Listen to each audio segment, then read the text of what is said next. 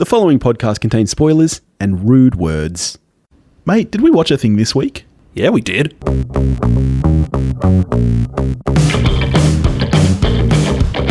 Welcome to the podcast. Thank you very much for joining us here at We Watched a Thing. We're surprised and thrilled that you do.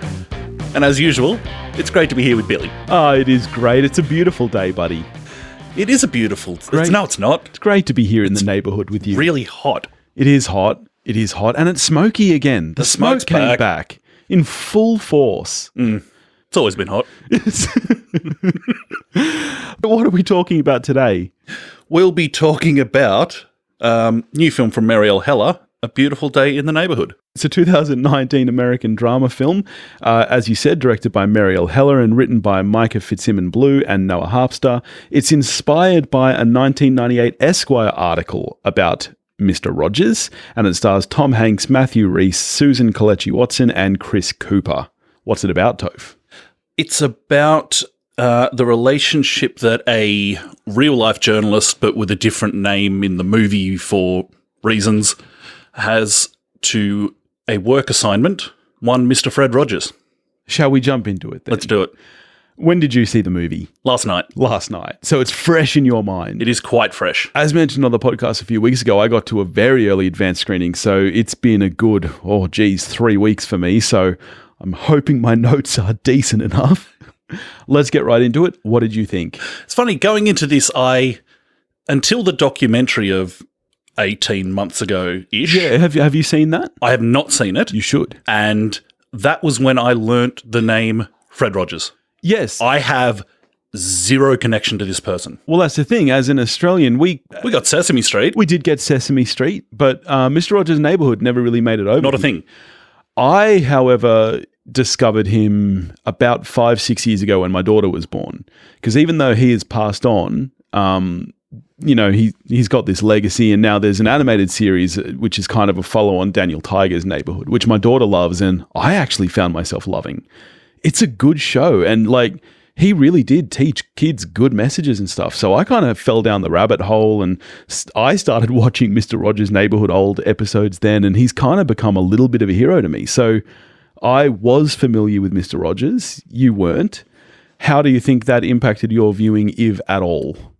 It's got to make a difference that it's not that this film is playing on nostalgia in the way that, say, it's not Rise of Skywalker. Yeah. It's not a fan service movie. But yeah, I mean, you've got to have a different connection to it. Yeah. I'm just going to come out there. I didn't like this movie very much at all. Mainly because this movie's dick all about Mr. Rogers. It's kind of about the impact that Mr. Rogers had on people. But the problem is it's not even that. It's about the impact he had on one particular person. And I don't care about that person. I don't like that character. There's too much of the journalist in the film, and I do not care. So I didn't really find myself liking this movie a lot. So he did a lot of interesting things. Even his early life, when he started the show, he was a preacher, and he started in television, preaching, doing a morning sermon show. And then he realized, TV could do a lot more good than just that. I could actually help develop children. So for me, I kind of struggled with this film because I was hoping it would be more of a biopic than it was, I guess. Where are you on that? I think I would probably have preferred if there was a bit more or a bit less of Rogers in the film. Either. Yeah, I'd agree with that. It's definitely the film. And it is. The main character is clearly the journalist. Yeah. And I think it's not quite a two-hander. Then the film ends with Rogers. And it's hang on, but it weirdly ends on Rogers. Yeah. And I say weirdly because it's not his film. No, and he doesn't develop it all over the course of the film, which is why it's weird that it then ends with him in this moment that I don't know whether it's supposed to feel introspective or he has developed, but he hasn't. He's the exact same person he was at the start of the film because it's not about him growing or changing or learning or doing anything really. So it is weird that they end on him. Yeah. I agree. At the very beginning of the film, when we get Tom Hanks as Fred Rogers just doing the show, I thought something which is probably deeply upsetting to people that grew up with this person and absolutely love him. I was put him in a jumpsuit, behind some glass talking to Jodie Foster. Yeah. I could see this as a serial killer. Yeah, they play him really creepy in this film. And I don't know if it's intentional, but throughout the whole film, he's played as a very creepy persona. And Lloyd Vogel, the journalist, is skeptical of Mr. Rogers as, being such a good guy, and he believes there must be something more sinister there. The problem is that as a viewer, I believe him. I'm with him. I feel like there's something wrong here, and that he is going home and putting on, people suits, because that's the way that Tom Hanks is playing him, which is weird for someone who is so universally loved as Tom Hanks, playing someone who is so universally loved as Fred Rogers. To play it like this, I don't get the choice. Yeah, it's like this is like you and your wife playing the piano together. This is really nice, but where are the bodies? Yeah, I personally don't get the choice unless you're actually going to go somewhere with it. There's maybe one scene in the film where they go into any of Fred Rogers' personal life at all, which is when Lloyd Vogel asks him about his children and how they feel about having him as a father.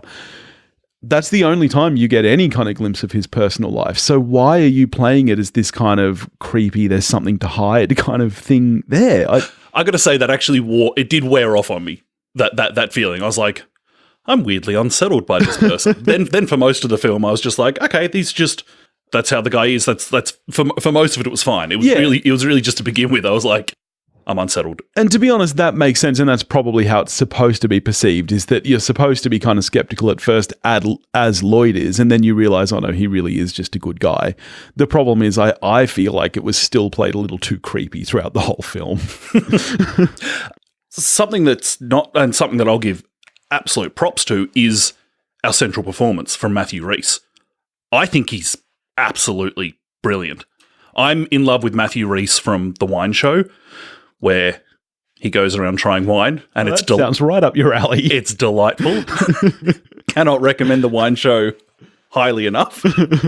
I think he's excellent. I think there's things that the script and Heller's direction do really well around in showing us who the guy is in a way that doesn't hit you over the head with it. Like when he comes home from work and he says something like, do we really need this many diapers? Because he doesn't know how many diapers they go through. Yeah. And that's how it chooses to show at this point in his son's very short life how hands-on he's been. Rather than having, the wife say you don't do enough around the house, we're just like, here's a far more subtle way of just letting us into, here's this guy. I don't feel like it stays that subtle the whole way. There's a scene about halfway through the movie where he's up late with his son and he's watching old Fred Rogers clips, and Fred Rogers is saying something about, children or fatherhood, whatever it is, and he kind of looks down at his son. It does kind of hit you over the head at that point. It's like the end of a Scrubs episode where there's the voiceover telling you how all three stories are connected. I know, I watched. And it works in a sitcom. I don't think it did work here. I agree that Matthew Rhys does well. Like I said, my problem is that I don't like the character and I don't like the way that it's written. And maybe part of that is because as a father who is quite involved, I do find it hard to connect with a character like that who's not. And that's fine. I know that not all dads are, but I've personally found it hard to really care about him because I just thought he was a bit of a bad bloke. I think it's fine that he's a bit of a dick. That's meant to be the story. Yeah. He's meant to be changed by Mr. Rogers. This is an actual person. Yeah. And you're right. He can't start out that well. No, because otherwise there's no story. We need to see the growth. I think he plays unsettled really well. Like when Fred Rogers starts to get under his skin and is saying things to him that really hits home, it's to both his credit and Heller's credit in the direction that it's like, we can do this just by pointing a camera at Matthew Rhys. And he doesn't even need to say anything. Like that scene in the cafe or diner or wherever it is. The entire emotional weight of that scene is in Matthew Rhys doing not a lot, but enough. Yeah.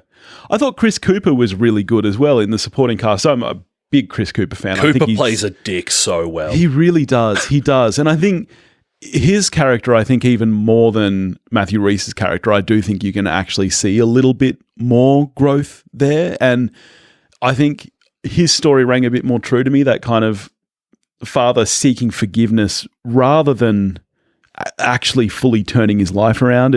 I don't know. Does that make sense? So you brought up Heller a couple of times. Correct me if I'm wrong. Her previous film was Can You Ever Forgive Me, which you saw and loved. You really liked, yeah. Okay, yeah. I haven't seen that. I don't think I've seen a Heller film prior to this.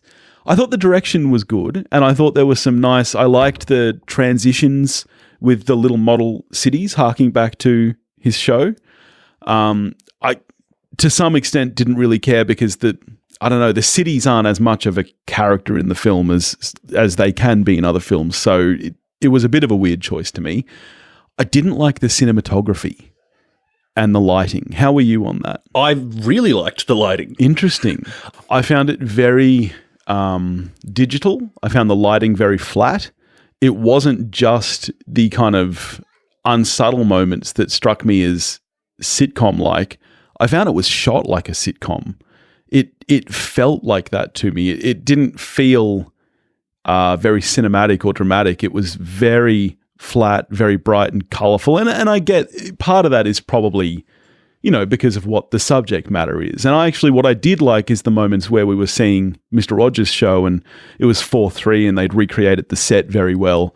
But the rest of the film, I thought, carried that look too much as well. And for me, I really, really didn't like it. It made the whole movie have less dramatic weight to me, I think. Okay, well, we are way off here. Yeah, no, so good, tell me. I really like the fact that a lot of the time there's no use of a fill light. There's plenty of scenes that embrace the darkness in the spaces it's shooting. There's scenes where there's characters are in silhouette in scenes. So when you say sitcom-y, we're way off. Yeah, wow. That's way off. That's really interesting. Yeah. And particularly with that, the use of negative space and dark patches in shots in a lot of the interiors, I really like the fact that that's in such stark contrast to the heavily front-lit nature of the set. Yeah, see, for me, I felt like that heavily front-lit carried throughout the whole thing. I can't picture a lot of darkness in this movie. So maybe I need a rewatch because to me, I'm picturing it all and it's very bright, very colourful, very flat. And you mentioned the transitions with the models. Yeah. It didn't work for me. To me, the transitions, it was like, okay, we're stopping here for 10 seconds. And for me, it actually made the whole thing run in a kind of clunky way. Well, I felt the movie was clunky as well, but I don't blame the models for that. I liked the way that they tied into... For me, that was more of a transition between Roger's world and Matthew Rhys's world. But as you say, perhaps the problem with that is that the balance was wrong. And if there had been less Mr. Rogers, you wouldn't need those transitions anyway. And if there was more, then it would just be a Mr. Rogers film and you wouldn't need those transitions anyway either. So... One thing I do like about the choice of... This is I didn't particularly like Spielberg's Lincoln, but I like the fact that I like it when films don't try and do the whole arc because that's a lot for 2 hours. Yeah. That's a lot. I far prefer it in general when they pick a slice. Yeah, like a week we'll or tell two. this story as they did in Lincoln. Yeah. And as this is, it's like, okay, here's a slice of this person and everything we get from this point in time. Yeah. That's actually what You'll we need still to get tell a sense of this person's who life. this person is. So I like that choice, but then oddly, of course, it's not a Fred Rogers movie. Yeah. So it's like, okay, do I like this choice about Lloyd Vogel, who's not actually Lloyd Vogel? I can't remember the guy's actual name. Someone? I forget his name as well. It is a weird choice to change his name, but you know what? It is odd because did you read the article? No. I went back and read it's not like they've made a secret about who this person is. So the name change I do find weird. I do wonder if it's because it is extremely loosely based. Extremely loosely. From what I could tell reading the article, like there are moments, like Mr. Rogers taking a picture of him to show his wife because he takes a picture of everyone he meets. There's things like that. And the bodies. From what I can tell, though, Lloyd Vogel he didn't have a new baby. He wasn't in a bad relationship with his father who was dying. Like all that was fabricated from what I can tell, which is why I wonder if that's why they changed the name so that it's clear that it's loosely based. What I did really like, and probably what I liked most of all in the film, was the score. And a lot of it is based on Mr. Rogers' music because he was a great musician and songwriter. Like he wrote all the music for his show. And a lot of that carried through in the score, but quite subtly. And I really, really enjoyed the score for the film. I thought it was really strong. I went to say I really didn't like the score that much and then realised I'm thinking about the movie I watched this morning. Oh, really? Because I know what movie you watched this morning. Not that I didn't like the music. I didn't particularly like the pairing of the music and the film. Wow. But that's for a later episode. Yeah, that's a conversation that will happen later this month. But I can't believe that. Wow. Okay. Anyway, back to this movie. I think a strength of the movie is presenting, like, the supporting cast. I just very much buy them as humans. Yeah. Like the sister and brother-in-law. I'm like, yeah, I think I know them. And my dad doesn't get drunk and abusive at weddings. Just want to be clear on that. But watching those scenes with his dad, I was like, yep. Yeah. I know that dad. It's not my dad, but I know that dad. Yeah. A lot of the people in the film, I think were casted well. They were acted well. I was like, I do buy that I'm watching actual humans here. Yeah, that's funny. I think the cast was strong, but for me, I think the writing was really flat. I don't think there was a lot of well-written dialogue in the film. For me, if this film wasn't a prestige subject matter, if it wasn't a biopic of Fred Rogers, if it didn't have Tom Hanks in it, this film would get zero recognition. This would be considered a fairly stock straight to DVD release if it wasn't the subject matter it is. And to me, that's how it feels across the board. I think the writing is very kind of bland. I don't think there's a lot of depth to anything or, any wittiness. I just think it's kind of there. And I think the actors did quite well in doing what they do, but I don't feel like they had a lot of good stuff to work with. So it sounds like we're a little bit different here then. I don't think we're going to be wildly off. No, I think you might be 1 point higher than me, or maybe we'll even be exactly the same. I think we're going to be, yeah. I think we're going to be. See, I was going to say one off, but then I was like, do I just add on to Billy's generosity index, and maybe we'll be the same? That's the thing. I'm a generous film viewer because I just love film. So even though I don't think this movie is very good, yeah, we might have the same score. So should we say it at the same time? Sure. Okay. I'll do 3, 2, 1, then we'll go. Okay. 3, 2, 1, 5. Oh, I'm higher than you. That's crazy. You have had so many more positives. So why are you only a 5, given that you actually liked the cinematography, which I didn't? You liked the writing and actors. What brings your score down even lower than mine? So a 5 out of 10, like, it's an average film. It's completely average. I don't think it's particularly good, but I wasn't unhappy to have watched it. I'll never watch it again. Yeah. It was an hour 45 of my life that I don't want back, but whatever. I like watching movies. Yeah. So 5 out of 10. That's exactly how I feel, and yet I guess I'm literally just more generous. Be a 4. No, look, I think everything you've said about this film basically is, other than the score, has been a negative, but you've given it an above average score. Like 6 out of 10, by definition, above average. But here's what you have to remember. I like below average films. Like, I watched Crawl earlier this week, and Crawl to me is a 5 or possibly even a 6. And deep down, I know that this film is better than that. So I have to give it at least a 6, because it would be extremely rare for me to give a film lower than a 5, because for me to have actually really disliked my time with a film is so rare. And for me, less than a 5 means you just didn't enjoy your time with it. Like, in some ways I agree, in some ways I completely disagree on that, because I'm happy to watch a 4 out of 10 because I really like movies. But I'm also happy to admit that it was subpar. And because I really like movies, a 4 out of 10 is not a bad experience. But you've also just got to be honest and say, yeah, but it's subpar. All right, I changed my score then. This film is a 2. Because otherwise the gap between Lawrence of Arabia and Crawl is not big enough. Yeah, because I probably enjoyed my time watching Crawl more. This is the thing, is it's a balancing act between the art of film and the enjoyment of film. And that's why, for me, 10 out of 10 films are ones that strike the balance. That's why, for me, my best movie of the year last year was Parasite. Because not only do I think it is one of the best movies, it was one of the most entertaining. I had fun while I was watching it. That, to me, gets a 10. That's why, you'll remember I gave The Godfather a 9, I think, because even though I can recognize it's good, I didn't have as much fun watching it. So it's this balancing act when you're scoring a film. And that's why, the gap between Lawrence of Arabia and Crawl might only be 3 or 4 points. That's because the enjoyment I got out of watching Crawl is much higher than I would probably get out of watching Lawrence of Arabia. Even though I know it's a good describing film. Being basic.